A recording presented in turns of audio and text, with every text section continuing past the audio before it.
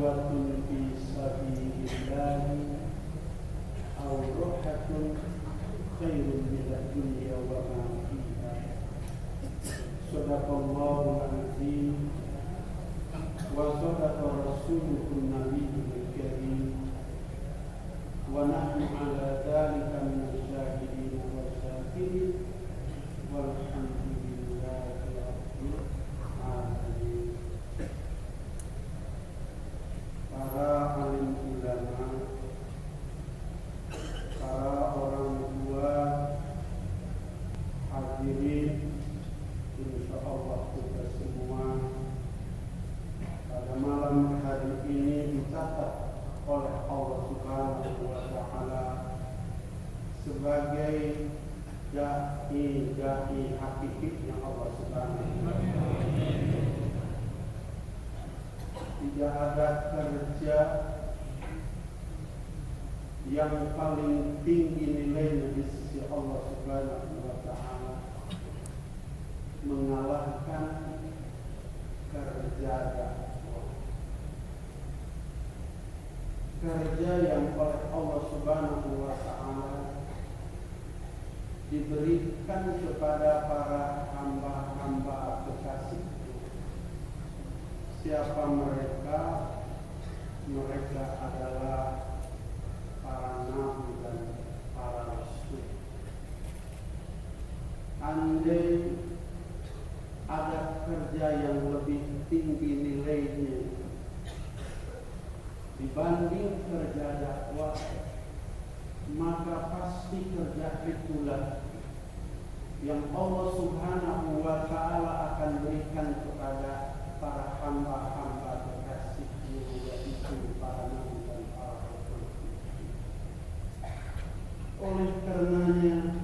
Oleh karena tidak ada kerja yang paling tinggi kecuali kerja dakwah, maka kerja itulah yang oleh Allah Subhanahu wa taala berikan kepada para nabi dan para rasul.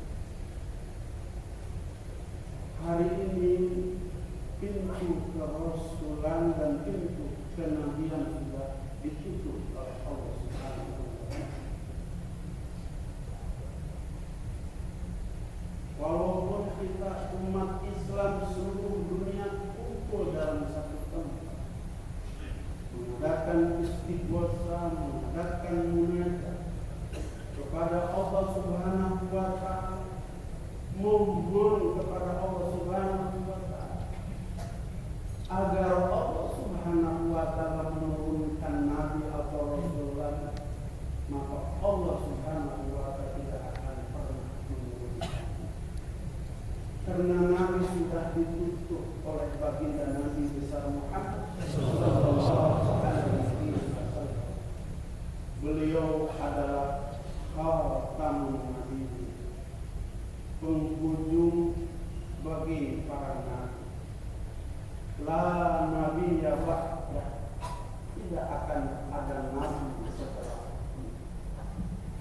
Dan inilah yang menjadi kerisauan baginda Rasulullah sallallahu alaihi wasallam. Ketika besok aku tiada, kemudian siapakah yang akan meneruskan kerja dakwah ini? Kerisauan Nabi didengar oleh Allah Subhanahu wa taala.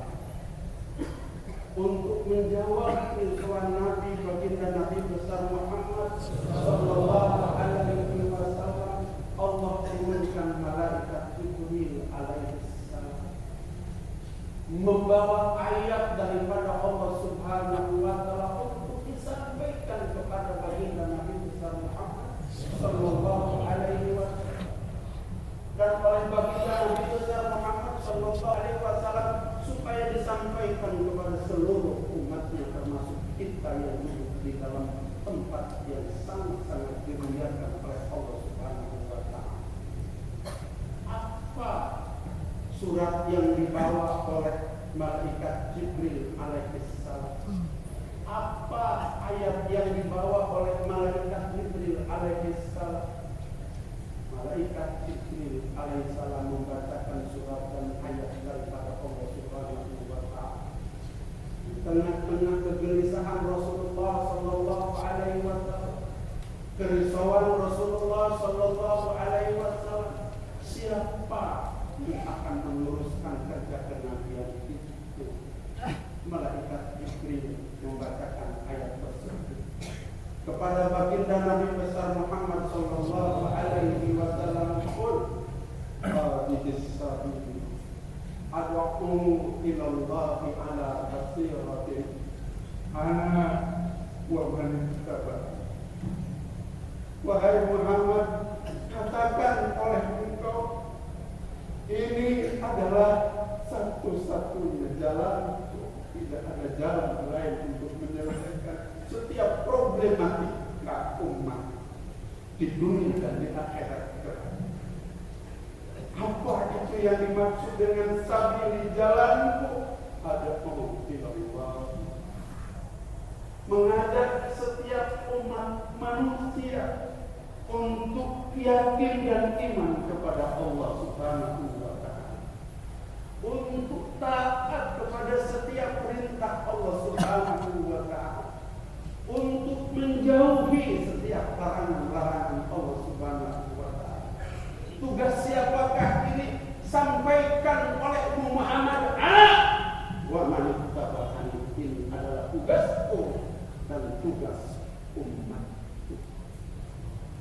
Sejak ayat ini turun dari Allah Subhanahu wa ta'ala melalui malaikat Jibril alaihissalam, maka di pundak umat baginda Nabi besar Muhammad sallallahu alaihi wasallam ada tugas dan kerja yang sangat mahal harganya.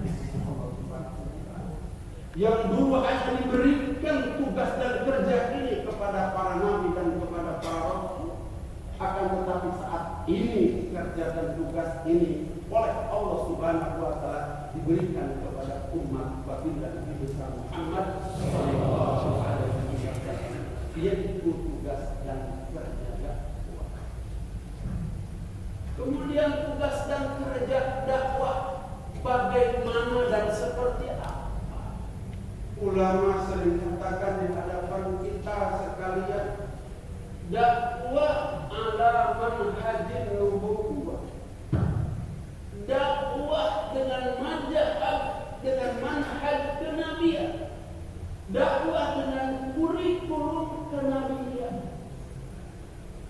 Kemudian siapa yang mendalami bahwa dakwah ala manhajin nubuwwah itu, siapa yang mendalami bahwa dakwah berdasarkan kurikulum nubuwwah itu, di dunia ini ada 3 mujadid pada saat itu.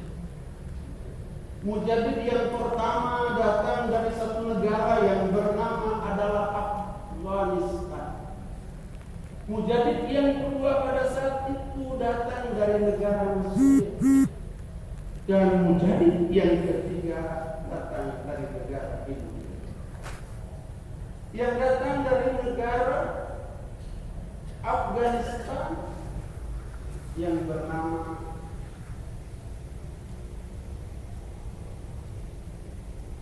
Al-Afghan. Siapa? Jamaluddin Al-Afghan. Kemudian yang datang dari negara Mesir adalah Hasan Al-Banna. Dan yang datang dari negara India adalah Maulana Ilyas rahmatullah. Dalam satu riwayat, ketika mujadid ini pernah berjumpa di Makkah Al-Mukarramah, dan mereka berdiskusi tentang bagaimana Islam agar Islam memiliki kehebatan, agar Islam memiliki kejayaan, agar Islam memiliki kemajuan baik di dunia maupun di akhirat. Maka Jamaluddin Al-Afghani, mujadid yang datang daripada negara Afghanistan, kata beliau, tidak ada jalan untuk bagaimana agar ijul Islam bisa terwujud. Maka setiap orang-orang kafir harus dimuliakan dan Baru setelah orang-orang kafir dibunuh semuanya, maka semuanya yang ada adalah umat Islam. Mereka akan melahirkan anak Islam, melahirkan cucu cicit Islam sampai hari kiamat nanti, sehingga Islam boleh wujud dan ijab di dunia ini. Ini pendapat Jamaluddin Al-Afghani sebagai seorang mujahid yang datang daripada negara Afghanistan. Kemudian Hasan Al-Banna, kata Hasan Al-Banna, kalau Islam ingin mendapatkan keijahan sehingga ijul Islam bisa terwujud di dunia, maka umat Islam harus pintar, jangan ada yang bodoh. Karena dunia ini bisa berjaya apabila umat Islam itu orang-orangnya yang berilmu. Jangan ada umat Islam yang jahil, jangan ada umat Islam yang bodoh. Kemudian muncul mujahid yang ketiga daripada Maulana Ilyas yang datang daripada negara Indonesia. Beliau mengutip daripada apa yang disampaikan makolahnya daripada Imam Malik. La yusliha akhiru hadhil ummah illa ma aslah awwal. Tidak akan beres problematika, permasalahan yang terjadi pada umat akhir zaman kecuali diselesaikan oleh sesuatu yang pernah diselesaikan oleh para nabi sebelumnya. Maka hanya dengan apa yang pernah diselesaikan oleh para nabi dan para rasulullah, maka problem akan selesai. Sehingga ketika mujahid ini tidak ketemu, akhirnya masing-masing kembali ke negara. Jamaluddin Al-Afghani membuat satu kelompok yang disebut dengan mujahid yang terjadi perang. Hasan Al-Banna pun kembali ke Mesir, mendirikan pendidikan di sana, sehingga di Mesir hari ini ada pendidikan tempat yang disebut dengan Al-Azhar. Maulana Ilyas kembali ke India, berangkat dari mewah, menghidupkan dakwah ala manhaj, didalami bagaimana dakwah yang pernah dilaksanakan oleh 124 nabi dan rasul, dipelajari secara teliti oleh Maulana Ilyas. Karena menurut makolah daripada Imam Malik, hanya dengan cara yang pernah dipakai menyelesaikan oleh para nabi terdahulu, itulah cara yang akan dapat menyelesaikan problem pada saat ini. Dimulai daripada kelompok kecil di Mewah, maka Maulana Ilyas membentuk jamaah-jamaah dakwah yang terdiri pada orang-orang fakir, orang-orang miskin.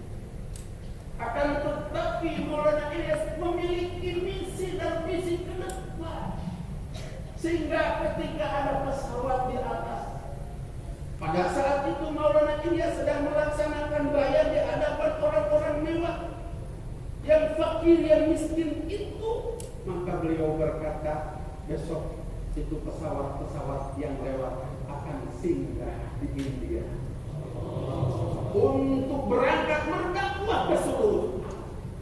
Sehingga Maulana Ilyas dianggap Maulana Ilyas sudah hidup. Memang kalau risau kepada umat, kalau belum disebut gila, belum jadi seorang gila. Hadirin kaum muslimin rahimakumullah, seperti apa yang disebut dengan dakwah ala manhajin nubuwah itu, saya mendapat coretan daripada Maulana Ilyas rahmatullah alaih ketika saya berangkat ke negeri jauh, diputus oleh Surah Indonesia Bapak Haji Firdaus almarhum, semoga Allah Subhanahu wa taala diberikan iman Islamnya. diampuni segala dosa-dosanya. Amin.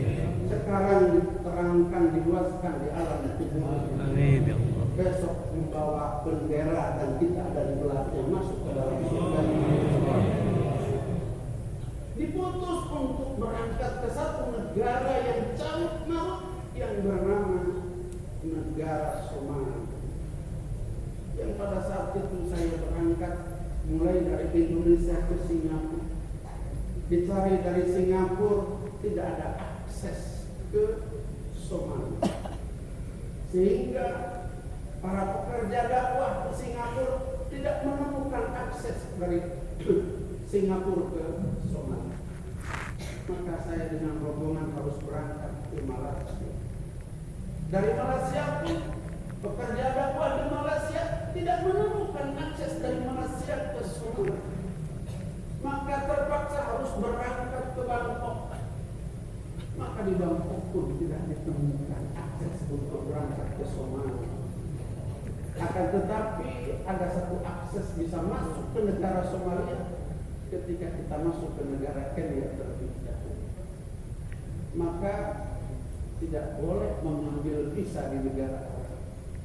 Akan tetapi belajar untuk risau kepada umat, belajar untuk bagaimana mengikuti jejak langkah para orang tua kita. Kita buat amalan kurang lebih 1 minggu mohon kepada Allah Subhanahu wa Ta'ala. Ketika Allah Subhanahu wa Ta'ala berkehendak, tidak ada sesuatu yang mustahil buat Allah Subhanahu wa Ta'ala. Somalia ini punya Allah. Maka alhamdulillahirabbil alamin, kedutaan Kenya memberikan visa kepada kita untuk masuk ke negaranya. Kemudian dari negara Kenya kita bisa masuk ke Somalia.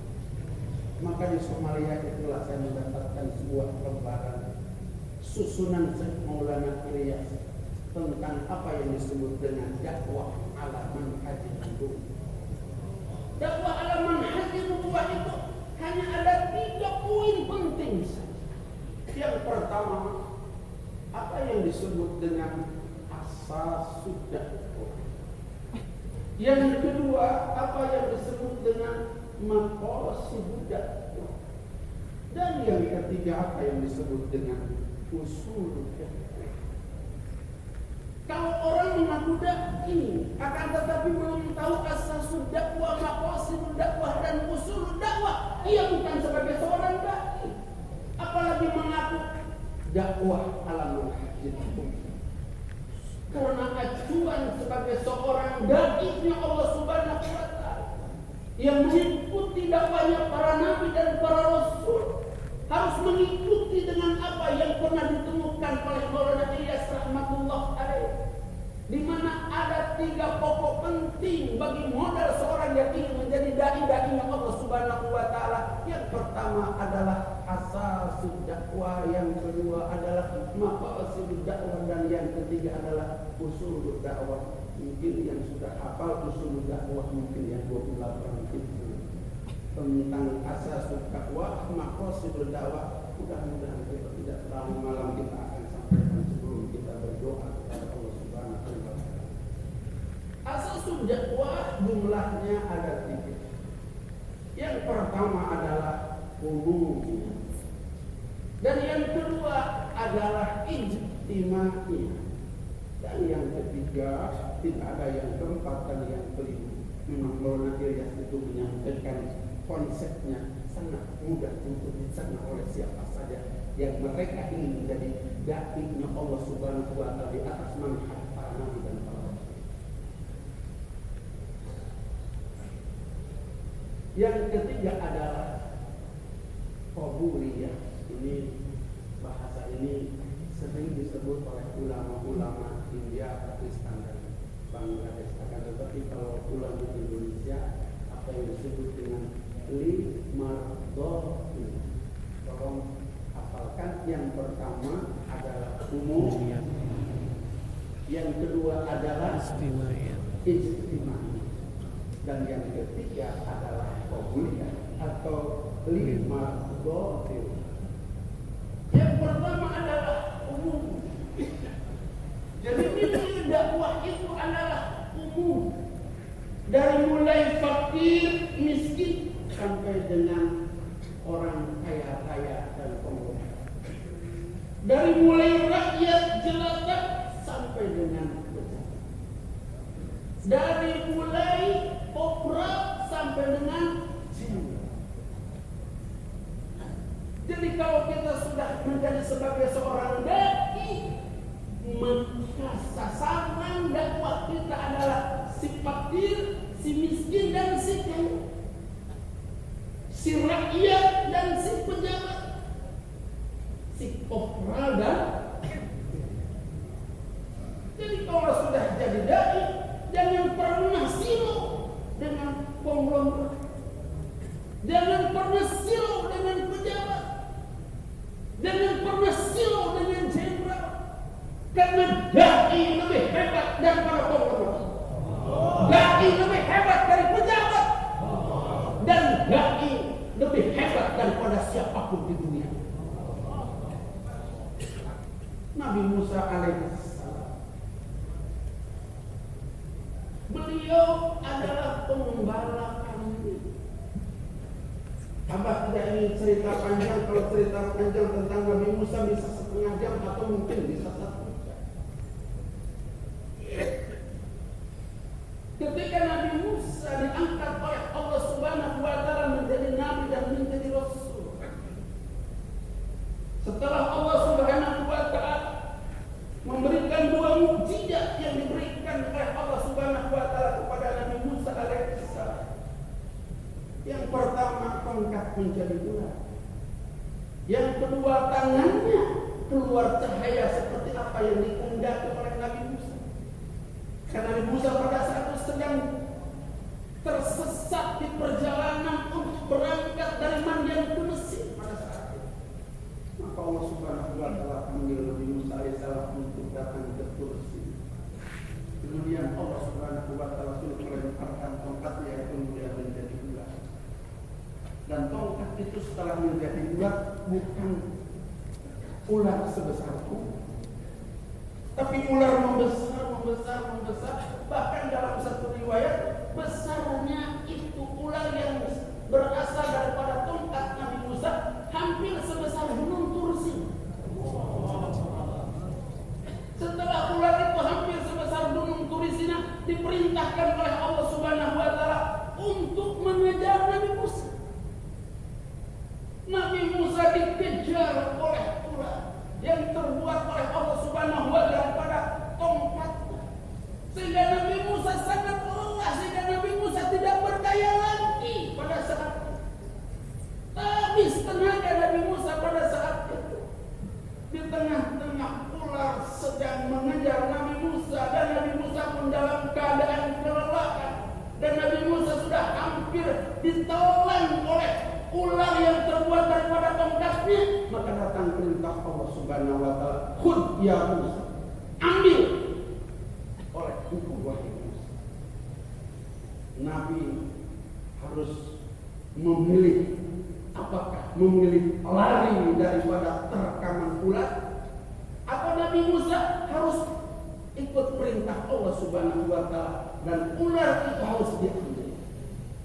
Maka Nabi Musa alaihissalam mengambil perintah Allah Subhanahu wa Ta'ala. Ketika perintah Allah Subhanahu wa Ta'ala yang diambil, ular yang hampir sebesar Bukit Tursina itu setelah diambil oleh Musa kembali menjadi tongkat. Yang ingin kita pertanyakan sekarang, kira-kira gagah ular Nabi Musa atau gagah corona? Oh.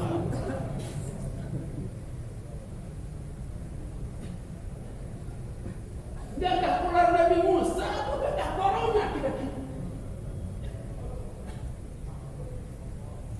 Kalau sudah jadi dai, ular yang membahayakan kembali menjadi sesuatu yang amat bermanfaat. Dan ini akan membawa cerita Nabi Musa alaihissalam dari tongkat tersebut. Oleh karenanya dai jangan pernah takut kepada makhluk. Dai hanya takut kepada Allah Subhanahu wa Ta'ala. Karena barang siapa yang takut kepada Allah Subhanahu wa taala, makhluk akan dibuat takut kepadanya.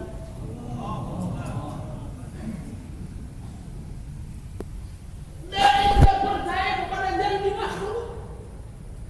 Dai hanya percaya kepada janji-janji Allah Subhanahu wa taala.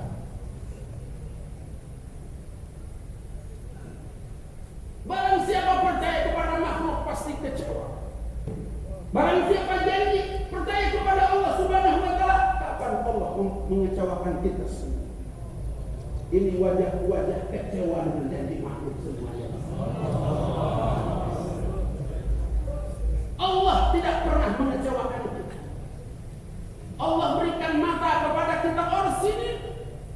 Dengan mata kita dapat membedakan apa saja yang ada di dunia. Allah memberikan telinga kepada kita orang sini. Dengan telinga kita dapat membedakan suara apa saja yang ada di dunia. Allah memberikan hidung kepada kita orang sini. Dengan hidung apa setiap wangi, setiap bau di alam dunia, 1001 wangi, 1001 bau dapat dibedakan oleh yang namanya. Allah memberikan lidah orang sini. Allah tidak mau mengecewakan kita. Rasa apa yang datang kepada lidah kita, 1001 rasa dapat dibedakan oleh yang namanya satu lidah. Allah memberikan tangan kepada kita. Ini tangan orang sini. Allah tidak mau mengecewakan kepada kita. Pekerjaan apa yang tidak selesai dengan dua tangan? Pekerjaan rumah, pekerjaan kantor, pekerjaan sekolah, pekerjaan ladang. Apa pekerjaan yang tidak selesai dengan yang namanya dua tangan? Yang lebih hebat lagi, Allah tidak mau mengecewakan kita. Walaupun hari ini banyak kendaraan hebat. Betul? Ada kendaraan yang harganya 120 miliar dibandingkan dengan kendaraan yang namanya dua kaki yang diberikan oleh Allah Subhanahu wa taala. Kendaraan yang 120 miliar itu tidak ada apa. Dua kaki ini kendaraan sampai hari kiamat. Kemutahirannya, kehebatannya tidak ada yang bisa mengalahkan. Walaupun Rolls Royce katanya hari ini yang harga 120 miliar. Kalau tidak ada bensin bisa jalan. Sudah ada bensin. Kalau tidak ada starter, hidup apa? Walaupun sudah di starter, kalau tidak dioper giginya, bisa jalan apa? Kalau sudah bisa jalan untuk lari, kalau tidak dioper speednya bisa lari apa? Allah Subhanahu wa taala memberikan kendaraan luar biasa. Kapan kita harus isi bensin kaki kita? Kapan kita harus starter kaki kita? Bahayanya luar biasa kalau lagi punya uang untuk beli bensin kaki kita. Kalau lagi tidak punya uang, atau bensinnya ada tapi kondisinya lagi dibawa sama anak kita, bahaya nggak? Kita mau beli 3 hari nggak bisa jadi. Subhanallah. Luar biasa Allah berikan kendaraan kepada kita. Allah tidak mau mengecewakan kita. Karena Allah Subhanahu wa taala berikan kendaraan kepada kamu yang paling penting. Tinggal niat saja. Mau jalan, nggak usah mau pergi, nggak usah beli bensin. Mau lari, nggak mau jalan, nggak mau lari, dengan belakang ada angin. Subhanallah. Ini yang Allah Subhanahu wa taala berikan kepada kita. Hadirin kaum muslimin yang dirahmati oleh Allah Subhanahu wa taala. Nabi Musa alaihissalam usai diberikan tongkat oleh Allah Subhanahu wa taala yang berubah menjadi ular, kemudian berubah lagi menjadi tongkat, maka Allah Subhanahu wa taala disuruh mengempitkan tangannya ke ketiak. Kemudian disuruh dikeluarkan oleh Allah Subhanahu wa taala, maka kaget Nabi Musa, di tangannya keluar cahaya yang luar biasa. Kata satu riwayat, cahaya yang keluar dari tangan Nabi Musa alaihissalam mengalahkan terangnya cahaya matahari. Sehingga pada saat itu walaupun di keheningan malam, maka hampir-hampir pada hari itu orang tahu bahwa ini berubah malam menjadi siang. Kemudian Nabi Musa alaihissalam menyenterkan cahaya dengan cahaya yang ada tangannya kepada seluruh alam dunia. Artinya bahwa daging itu bukan untuk di Indonesia saja, bukan untuk di kampung kita saja, bahwa daging harus memberikan cahaya kepada seluruh alam. Oleh karenanya, kalau tadi ada tasbih IPB, ada tasbih negeri jauh, ini karena memang daging harus menebar cahaya hidayah di mana saja umat manusia. Akan tetapi ketika cahaya itu disenterkan lewat tangan Nabi Musa alaihissalam, maka tiba-tiba muncul cahaya menerangi daripada istana Fir'aun dan Natullah. Maka Nabi Musa alaihissalam menghentikan tangannya lama, karena Nabi Musa alaihissalam adalah dibesarkan di dalam istana. Nabi Musa mengenang bahwa aku semasa kecil, kemudian setelah aku dewasa diusir oleh Fir'aun dan Natullah di dalam istana. Pada saat Nabi Musa sedang mengenang bagaimana kehidupan beliau dulu di dalam istana menjadi anak angkat Fir'aun dan Natullah, maka kaget Nabi Musa mendapatkan suatu perintah daripada Allah Subhanahu wa taala, "Izhab ila Fir'aun innahu."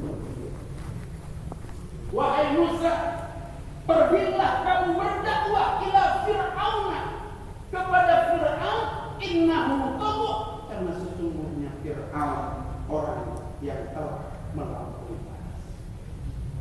Inilah ayat yang menobatkan Nabi Musa alaihissalam diangkat oleh Allah Subhanahu wa taala menjadi nabi dan menjadi rasul. Maka Nabi Musa alaihissalam turun ke bawah. Karena rencananya Nabi Musa ini datang ke Mesir untuk nengok ibu dan bapak beserta istrinya, dan dibawa seluruh kambing-kambingnya dalam rangka menunjukkan kehebatan Nabi Musa. Walaupun lama merantau di negeri orang di Madian, akan tetapi Nabi Musa adalah punya kambing banyak. Akan tetapi apa yang terjadi ketika Nabi Musa alaihissalam mengumpulkan kambing-kambing itu, ditegur oleh Allah Subhanahu wa taala, "Wahai Musa, apa yang engkau lakukan?" Kata Nabi Musa, "Mengumpulkan kambing yang tercecer." "Kenapa kamu kumpulkan kambing?" Kata Nabi Musa, "Bagaimana makan aku? Bagaimana makan istriku? Dan bagaimana adalah makan anakku?" Kata Allah Subhanahu wa taala, "Wahai Musa, hari ini engkau sudah berubah profesi. Dari profesi seorang pengembala kambing menjadi profesi seorang dai. Oleh karenanya lepaskan itu kambing semua. Tugas engkau sekarang bukan mengembala kambing, tugas engkau sekarang berdakwah." Nabi Musa mengulang, "Bagaimana makan aku, makan istriku, dan makan anak?"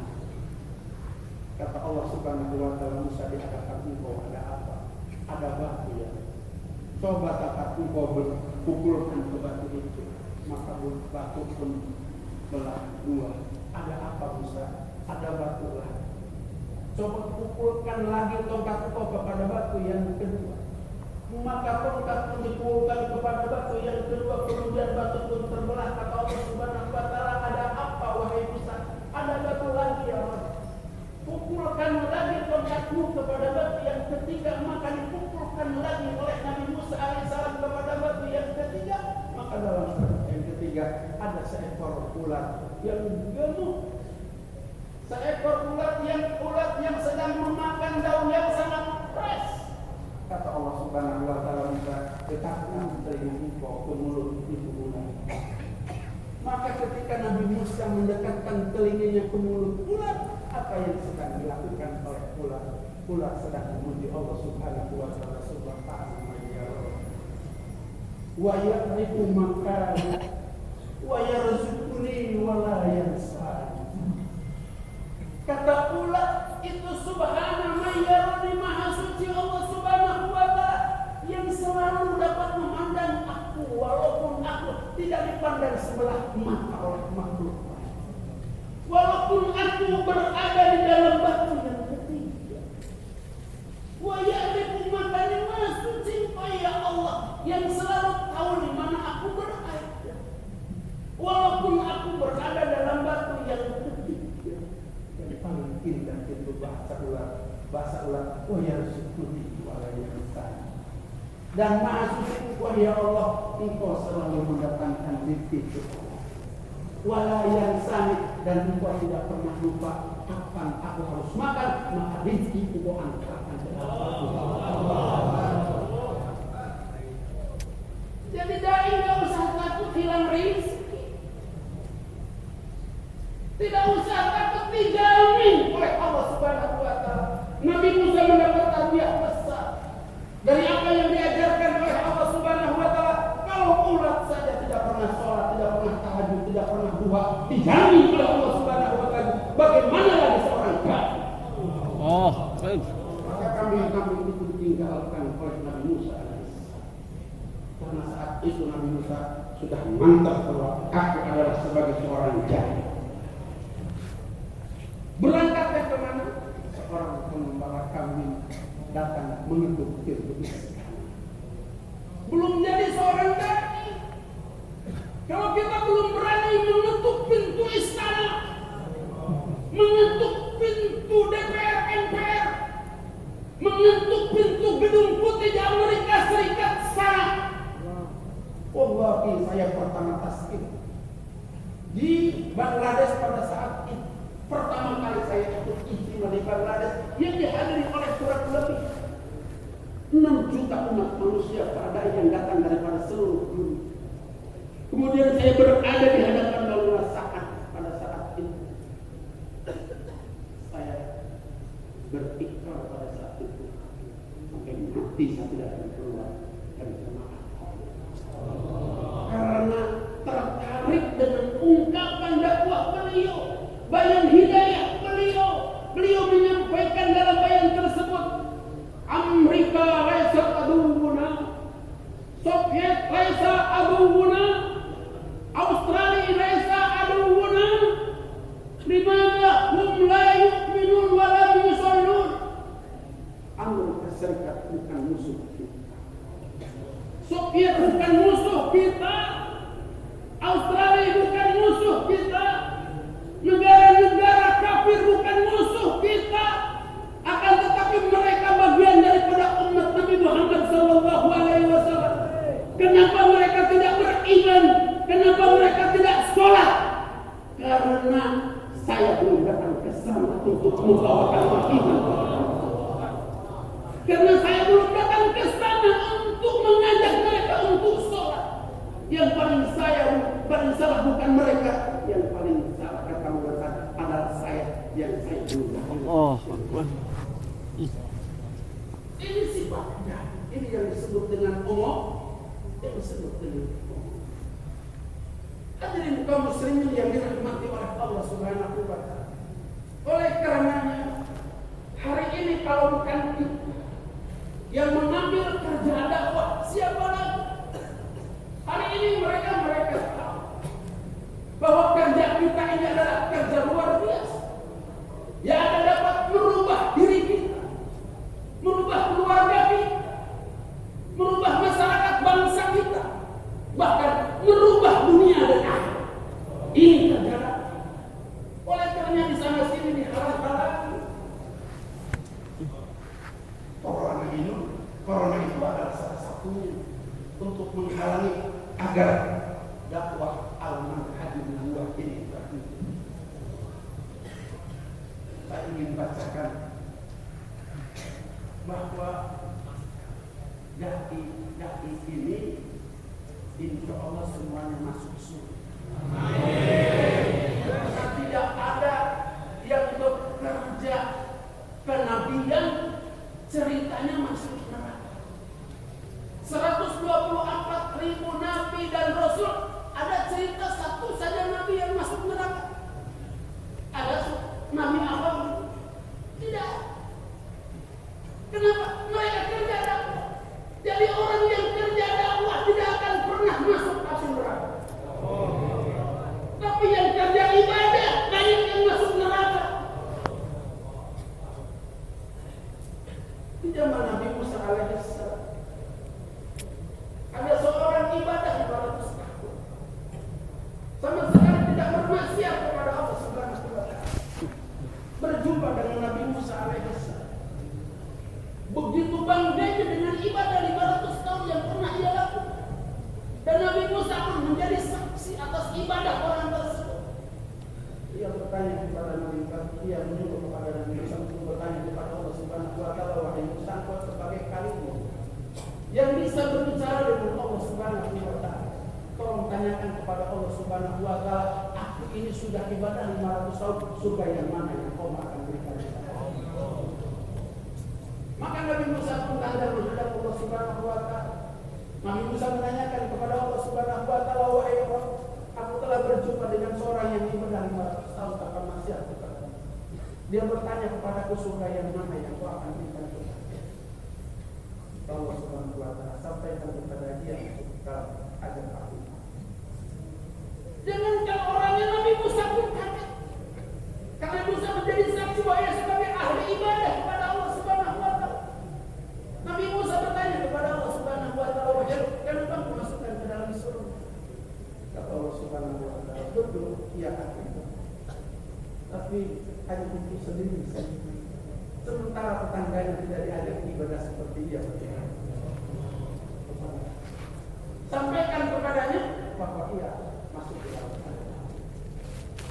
Maka Nabi Musa pun kembali. Sudah bahagia orang tersebut kedatangan Nabi Musa kembali akan mendapatkan kabar gembira daripada Allah Subhanahu wa taala. Tapi apa yang terjadi adalah sebaliknya kabar duka. Apa wahai Musa? Kata orang ahli ibadah itu yang Allah akan berikan kepada surga. Allah menjawab, engkau dalam keadaan susah. Kemudian Tuhan bertanya, kenapa Allah Subhanahu wa taala memasukkan aku dengan ibadahku masuk ke dalam azab api nerakanya Allah Subhanahu wa taala?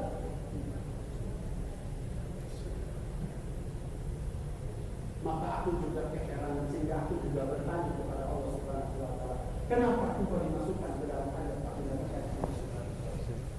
Kata Allah Subhanahu wa taala, engkau beribadah sementara Anda saudara-saudara engkau tidak diajak beribadah seperti itu. Karena dia adalah orang pintar. Ketika Allah Subhanahu wa taala memberikan keputusan semacam itu, ia menerima keputusan tersebut. Sehingga kalau demikian aku terima keputusan Allah Subhanahu wa taala. Dan aku memang merasa bahwa aku adalah ibadah sendiri, tidak ada Allah.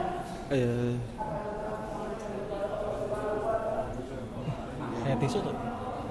Tisu tuh buat apa? Buat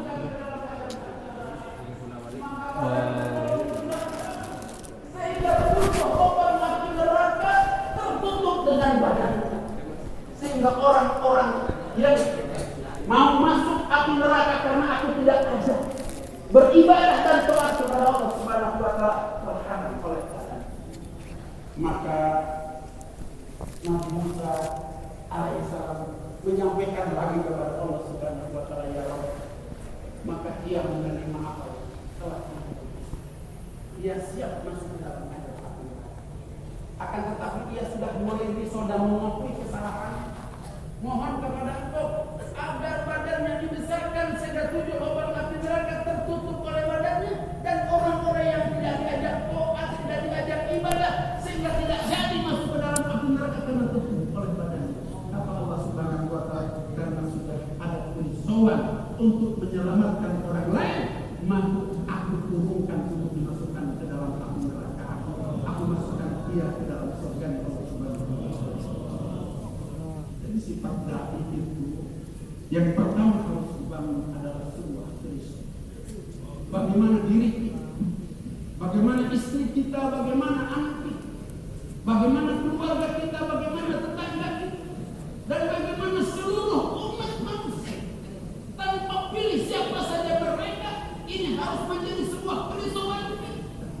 Maka atas dasar perisuan inilah maka kita itu akan disampaikan kepada orang-orang yang kita risaukan. Hadirin kaum muslimin yang dirahmati oleh Allah Subhanahu wa taala, ini adalah yang disebut umum. Yang kedua, asas dakwah adalah ijtimai. Dakwah adalah harus berjamaah. Kalau sendiri-sendiri itu bukan dakwah. Karena Allah Subhanahu wa taala telah mengatur cara dakwah. Allah berfirman 14 setengah abad yang silam, a'udzubillahi minasyaitonir rajim. Wal takum minkum ummatun yad'una ilal khair. Hendaklah kalian ketika ingin melakukan dakwah, hendaklah kalian membuat jamaah dakwah. Sehingga ada amin dari jamaah itu, ada hafiz, ada amin dari jamaah itu, ada fakir, ada miskin, ada petani, ada pedagang, ada kopral, ada jenderal, bahkan kalau perlu ada pembunuh. Kalau perlu ada pembunuh. Jadi yang diajak di dalam membuat jamaah dakwah itu berbagai macam kalangan, berbagai macam lapis. Bapak Ibu sekalian yang dirahmati oleh Allah Subhanahu wa taala, yang imam adalah sang kafir, yang bayang adalah sang alim. Sebagian daripada jamaah boro-boro dengan bayang dengan tugasnya hanya dikasih tugas masak saja di dapur. Begitu, motong, bawa, masak dan seterusnya dan seterusnya. Akan tetapi ketika si bayang melakukan tasbih, kemudian yang ditasbih keluar dari Allah Subhanahu wa taala 3 hari, 40 hari, kemudian 4 bulan, maka walaupun dia tidak pernah dengar baik, hanya motong cabai, hanya motong bawang, maka pahala orang-orang yang kita tasbih kebahagiaan orang yang ini hebatnya Allah Subhanahu wa taala membuat aturan. Oleh karenanya hadirin kaum muslimin, jangan pernah ada dalam pikiran kita bahwa kalau menjadi seorang dai harus mondok dulu, menjadi seorang dai harus pesantren dulu. Tidak ada sejarahnya Nabi mondok pesantren dulu baru jadi nabi. Ada lulusan Nabi Muhammad, kira-kira lulusan pondok pesantren apa? Hadirin kaum muslimin, ketika Abu Bakar Siddiq radhiyallahu anhu setelah membacakan 2 kalimat syahadat, asyhadu an la ilaha illallah wa asyhadu anna Muhammadan rasulullah. Abu Bakar Siddiq apa tugasnya? Tugasmu seperti tugas. Walaupun kalian baru punya 2 kalimat, kami sebut dengan 2 kalimat syahadat, dakwahkan 2 kalimat. Karena bahwa besok itu berdakwah, bukan untuk banyak kalimah yang kita miliki. Bahkan hadis Rasulullah SAW, ani walau ayat, sampaikan dariku walaupun punya 1 ayat. Jadi 1 ayat yang kita miliki cukup untuk menjadi modal sebagai kira-kira yang kumpul di sini, kira-kira berapa ayat yang sudah kita hafal? Pasti lebih daripada 10 ayat, karena diulang-ulang tiap hari berapa? 10 surat bukan 10 surat setiap hari. Ini sudah menjadi modal untuk menjadi insya Allah. Kemudian yang ketiga adalah taqwa, hanya mencari ridho Allah. Yang keluar 3 hari, yang keluar 40 hari, yang keluar 4 bulan, termasuk kiai yang keluar 1 tahun, hanya 1 yang dicari, ridho Allah. Kalau keluar 3 hari, istri enggak ngasih, lu memang tidak mencari ridho kamu. Yang aku cari adalah ridho Allah. Mana ridho sama ulama? Karena dakwah marodotina untuk mencari ridho. Keluar 40 hari mertua laki-laki tidak ridho.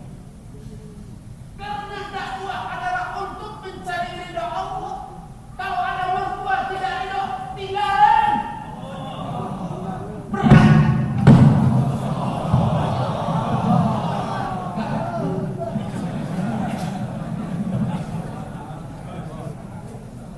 Kemudian mau berangkat 4 bulan, keluarga tidak mengizinkan 4 bulan. Maka di dalam asas dakwah yang ketiga untuk mencari ridho Allah, bukan mencari ridho keluarga. Tinggalkan keluarga. Insya Allah. Berani tinggalkan keluarga siapa? Siap semuanya. Insya Allah. Lima itu tidak akan tetapi tunggu hasil. Man aslaha bainahu wa bainallah, aslahallahu bainahu wa bainan nas. Pulang 3 hari istri baru tahu, karena kita baru saja keluar 3 hari, berdiri di depan rumah kita mengetuk pintu assalamualaikum. Seorang dari ketika dibukakan pintu, padahal istri sudah di 3 hari keluar, begitu padahal aku tidak rindu, ditarik tangannya. Yang biasa dia adalah dicium oleh istri. Aku datang pada saat itu sebagai seorang dai sadar kepada diri untuk menjadi imam dalam keluarga, ditarik tangan istri. Maafkan papa. Kalau selama ini papa belum menjadi imam dalam kehidupan ini. Subhanallah. Man aslaha bainahu wa bainallah, aslahallahu bainahu wa bainan nas. Kemudian masuk ke dalam masalah belajar di dalam kamar mandi, bergantung pakaian kotor, tidak lagi bertahiyat, karena bertahiyat tidak menyelesaikan persoalan. Ini kotor, lantas itu pakaian kotor kalau bertahiyat dibersih. Tidak, ini ambil satu-satu, masukkan ke dalam ember, karena sudah belajar hikmah di dalam bacaan kita. Kemudian dicuci, dijemur, diangkat, disetrika, dimasukkan ke dalam bekal. Man aslaha bainahu wa bainallah, aslahallahu bainahu wa bainallah. Maka tidak lagi pisah piring, karena belajar 3 hari 40 hari. Makan sedangkan bersama. Kalau dengan orang lain saja kita bersama, masa dengan istri tidak bersama?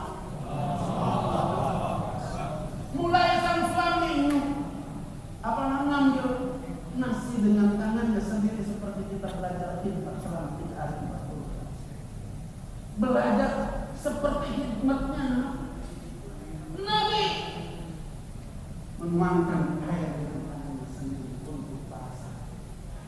Nabi belum berani makan kalau sahabat beli suatu makanan.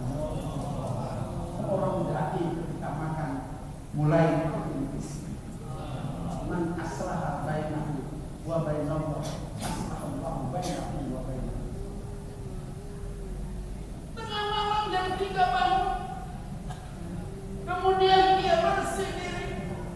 Setelah bersih diri, tidak sombong karena sering bangun tahajud sehingga istrinya dibangunkan sekehendak dirinya. Tidak. Tapi dia tahu apa kesenangan istri. Setelah dia berwudu kemudian memakai pakaian yang bersih, memakai wangi-wangi, istri senangnya adalah teh manis. Maka teh yang paling bagus kemudian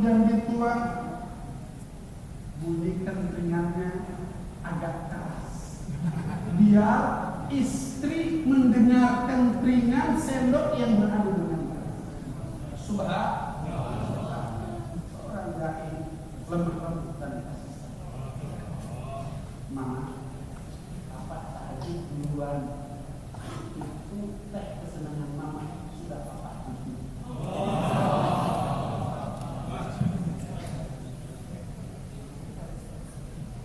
Ini seorang dai. Ini istri kalau sudah begitu, tadinya mau tidur lagi tidak bisa tidur. Sudah dibikinkan Allahu Akbarnya agak keras karena Allahu Akbarnya Allahu Akbar tadi. Allahu Akbar. Pada saat berdoa netes air mata. Ini dosa kata istri. Masa suami tadi sendirian. Kemudian istri pasti bangun mengambil air wudhu dan berada di belakang suami. Parang satu kuatnya namanya. Parang 40 hari itu apa-apa. Kalau 3 hari saja sudah seperti itu, 40 hari saja seperti itu, apalagi 40 bulan. Tahunnya dijual. Man aslaha bainahu wa bainahu aslahallahu bainahu wa bainana. Insya Allah kita dengan istri, kita dengan mertua, apabila sudah menjadi seorang dai yang hakiki, maka semua akan menjadi beres. Kita akan menjadi rahmat. Insya Allah. Dan kaum muslimin yang dirahmati oleh Allah Subhanahu wa Ta'ala, dai itu dijaga oleh Allah Subhanahu wa Ta'ala. Dan dai itu tidak pernah ada takut, hanya takut kepada Allah Subhanahu wa Ta'ala.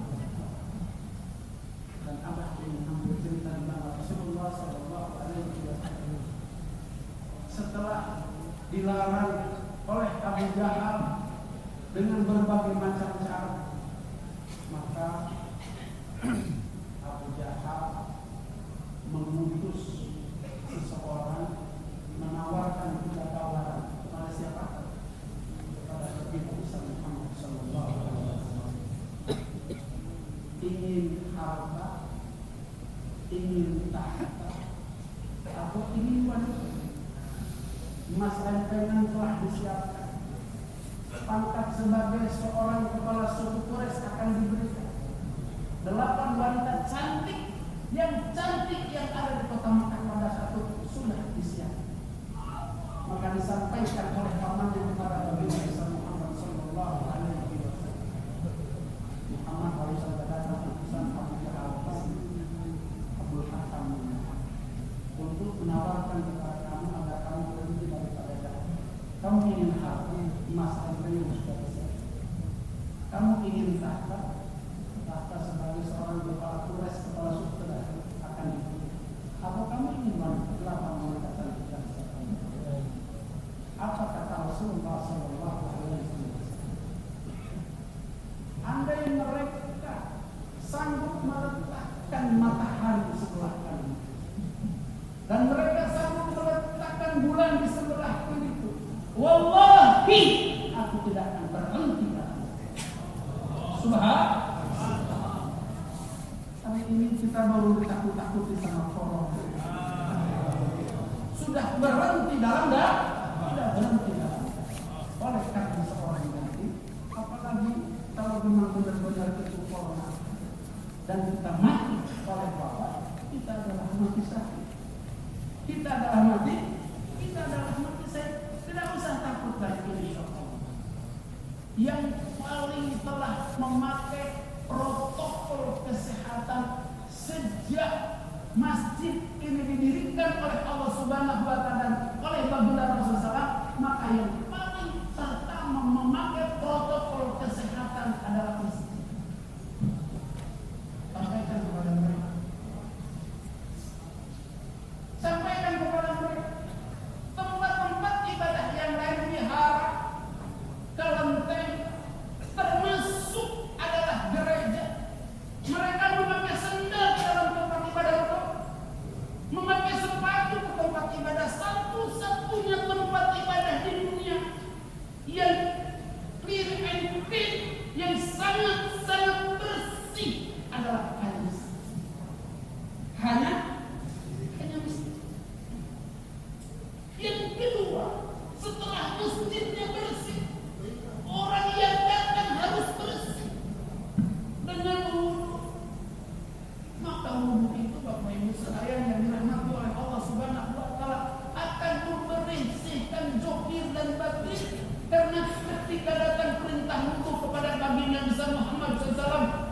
Nabi menyampaikan kepada para sahabat, ya ayyuhalladzina amanu idza kuntum ila sholati faghsilu wujuhakum al-ayat. Di depan itu ada Sayyidina Husain bertanya kepada kakeknya, wahai kakek, itu Allah ngapain pada perintahkan wudu kepada Rasulullah menjawab, wahai cucuku, ketika seorang hamba mencuci mulutnya dengan air wudu, Allah menggugurkan dosa yang pernah diperbuat suatu mulut.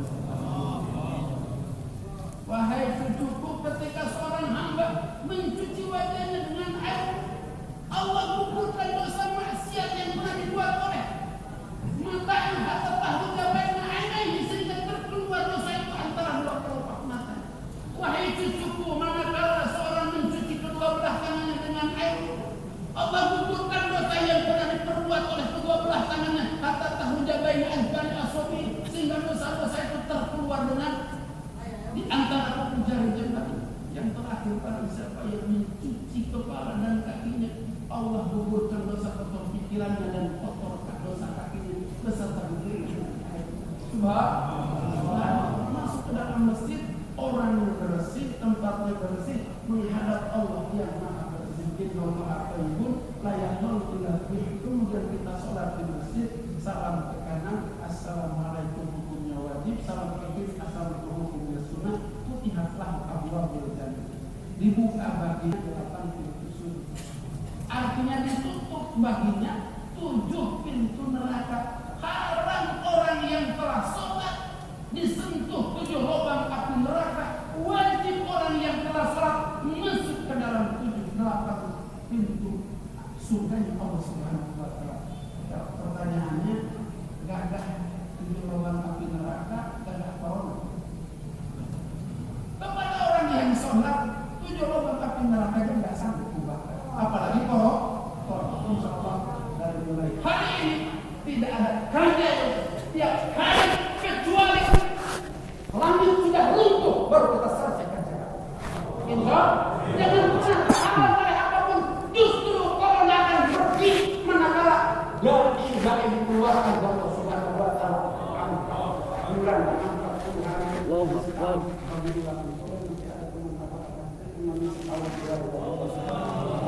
Mas, kaum muslimin, ada 3 lagi maqasid dakwah nanti dalam episode berikutnya. Kemudian 28 usul dakwah ini insyaallah sering kita kalahkan pada saat Allah Subhanahu wa Ta'ala. Apabila kita menginginkan yang maqasid dakwah, insyaallah nanti keluar selama 3 hari. Dalam 40 hari setiap bulan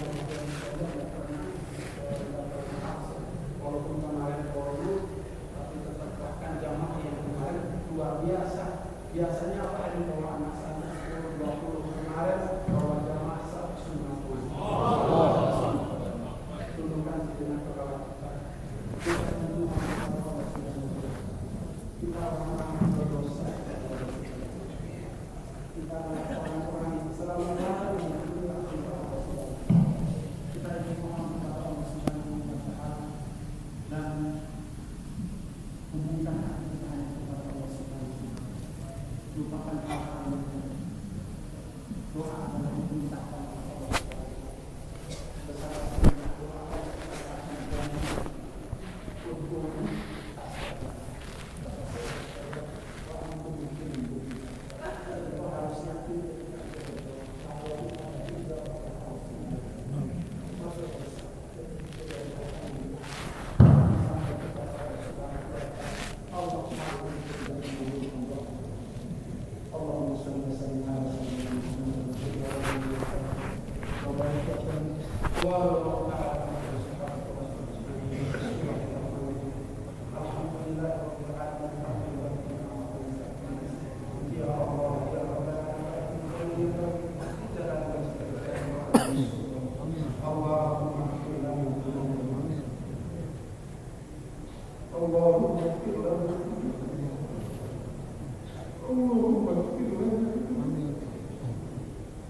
Ingat dosa kecil, dosa besar yang penting.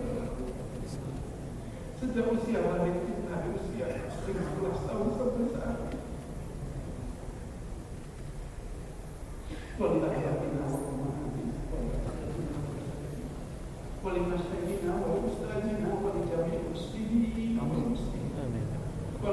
muslimina wal mu'minat ila akhirih. Ya Allah, ya Allah, ampuni dosa maksiat mata kami, dosa maksiat telinga kami, dosa maksiat lisan dan bibir kami, menceritakan orang lain tiba, berbicara sia-sia.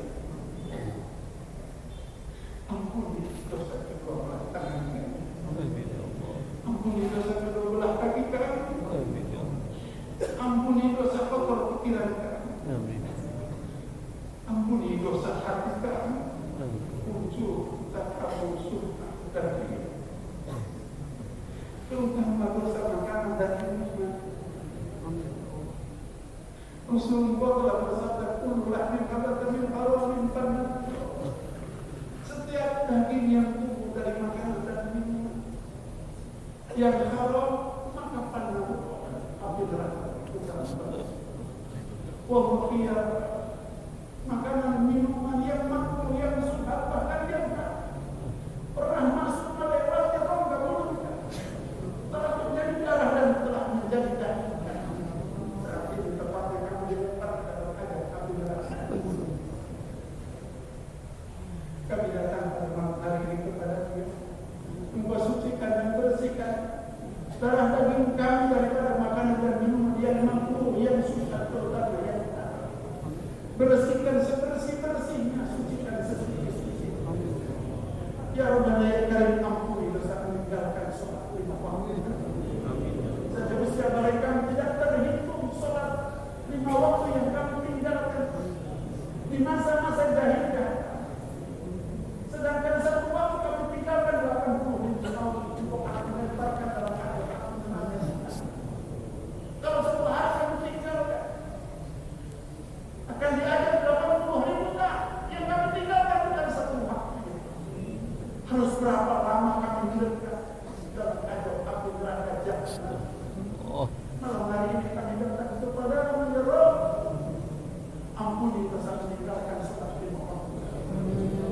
Ampuni dosa meninggalkan puasa Ramadan. 1 hari ditinggalkan dengan sengaja puasa Ramadan subuh itu kita tidak akan pernah cukup. Yang kami pernah tinggalkan bukan 1 hari di masa jahiliyah kami. Saat ini kami datang kepada-Mu, ampuni dosa meninggalkan puasa kami di bulan Ramadan. Ya Rabbana ya Karim, ampuni dosa-dosa kami. Dari rezeki yang pernah Engkau titipkan kepada kami, kami makan semua. Oleh istri kami, oleh anak kami. Pada 14 setengah abad yang silam, Engkau berfirman dalam Al-Qur'an, wa mimma razaqnahum. Dari apa yang kami rezekikan kepada mereka adalah kalian menginfakkan. Sehingga setiap rezeki yang datang kepada kami itu adalah ada hak yatim, ada hak miskin, hak jompo. Maka kami makan semua ya Allah. Pada malam hari ini kami tobat kepada-Mu ya Allah.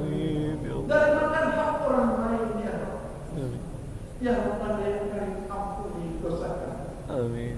Terutama dosa kepada ibu dan bapak kami. Orang yang paling berharga dalam kehidupan kami. Ibu kami mengandung kami 9 bulan 10 hari. Melahirkan kami antara hidup dan mati. Ibu bapak kami mengurus kami, memberikan pakaian kepada kami, memberikan makan dan minum kepada kami, memberikan pendidikan kepada kami, memberikan modal sekolah kepada kami. Akan tetapi sampai hari ini kami masih menyusahkan mereka. Bahkan mungkin di antara kami ada yang pernah menyakiti hati mereka. Rasulullah bersabda di Ridwan Allah digantungkan kepada kedua ibu dan bapak. Wasyukurullah bisuktil walidin, dan kemurahan Allah digantungkan kepada kemurahan ibu dan bapak. Ya Rabbana ya Karim, ampuni dosa-dosa kami kepada ibu dan bapak kami. Ya Rabbana ya Karim, izinkan kami berdoa untuk mereka. Sehatkan lahir batin mereka, sejahterakan lahir batin mereka. Jadikan mereka ahli doa, ahli ibadah, ahli membaca Al-Quran, istiqomah sampai akhir hayat. Amin. Engkau wafatkan mereka husnul khotimah. Amin. Engkau wafatkan mereka husnul khotimah. Amin. Ya Engkau Allah. wafatkan mereka husnul khotimah. Amin. Ya Rabbi, izinkan kami berdoa untuk ibu dan bapak kami, Amin. kakek dan nenek kami yang sudah terlebih dahulu meninggalkan kami. Ya Allah, ya kami mereka sedang menunggu doa kami. Kami berdoa di rumahmu dalam izinnya yang insya Allah mendapat doamu. Amin. Ya Allah, ya Karim, ampuni dosa-dosa mereka. Amin. Terima amal ibadah mereka. Terangkan kubur mereka. Amin. Luaskan kubur mereka. Amin. Angkat azabnya bila sedang kau ada dengan azab kubur. Amin. Berkat doa kami pada malam hari ini. Ganti dengan rahmat-Mu. Amin. Sampai hari kiamat masukkan mereka ke dalam surga. Amin. Ya Allah. Beserta kami putra-putrinya. Amin. Cucu dan cicit-cicit. Amin. Rahmatika ya Arhamar Rahimin. Amin. Ya Allah, ya Rabbana, ya Karim.